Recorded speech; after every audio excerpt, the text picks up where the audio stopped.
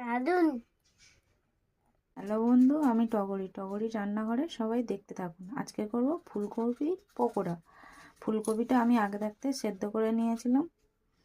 এবারে দিয়ে দেবো লবণ দিয়ে দিয়েছি। এবারে দিয়ে দেবো হলুদ গুঁড়ো, লঙ্কার গুঁড়ো। এবারে দিয়ে দেবো আদা রসুন বাটা। এবারে দেবো পেঁয়াজ বাটা হাফটা চামচ। একটু কালো জিরে দিয়ে দেবো। এবারে দিয়ে দেবো জিরের গুঁড়ো। এবারে দিয়ে দেবো ধনেপাতা বাটা, কাঁচা লঙ্কা বাটা একসঙ্গে বেটে নিয়েছিলাম। আমি অল্প করে বেসন দিয়ে দেবো। কর্নফ্লাওয়ার দিয়েছি মুচমুচে হওয়ার জন্যে। তোমরা চালের গুঁড়ো দিতে পারো। এটা ভালো করে মাখিয়ে নেব।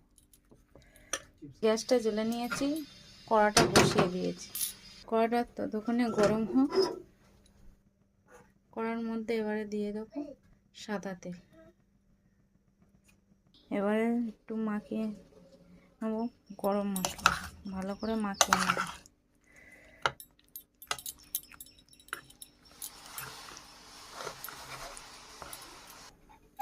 ফুলকপিগুলো এরকম ছোট ছোট সাইজে করে কেটে নিতে হবে। নিয়ে হালকা গরম জলে ভাপিয়ে নেব।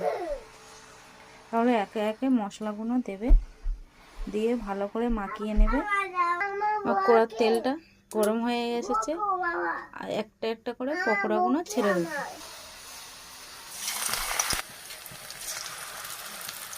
একে একে আমার সব পকোড়াগুলো ছাড়া হয়ে গিয়েছে। এবার আস্তে করে আলতো হাতে নেড়ে দেবো।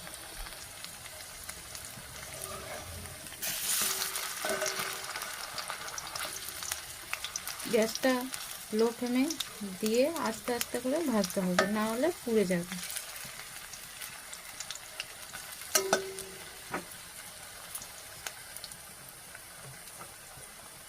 সন্ধ্যাবেলা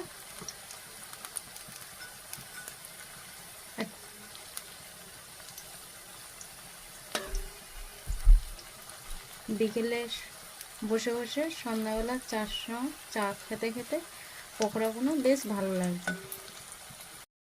একে একে পকোড়াগুলো তেল ছেঁকে তুলে নেব। একে একে সব তুলে নিয়েছি, ভাজা হয়ে গেছে। আবারও তেলের মধ্যে সবগুলো দেওয়া হয়ে গিয়েছে।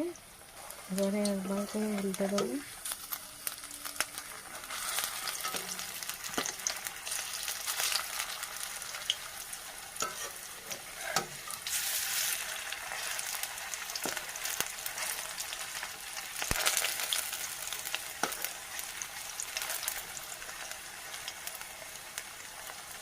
ভালো করে লাল লাল করে ভেজে নেব।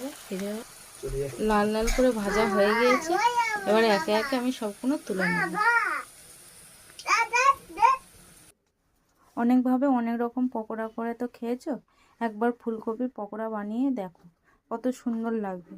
সন্ধ্যাবেলার টিফিনটা খুব সুন্দর লাগবে। দেখো পকোড়াগুলো কত সুন্দর হয়েছে, মচমচ করছে। দেখো কত সুন্দর হয়েছে। একটা করে লাইক, কমেন্ট, শেয়ার করে দিও। Tata, bye, see you.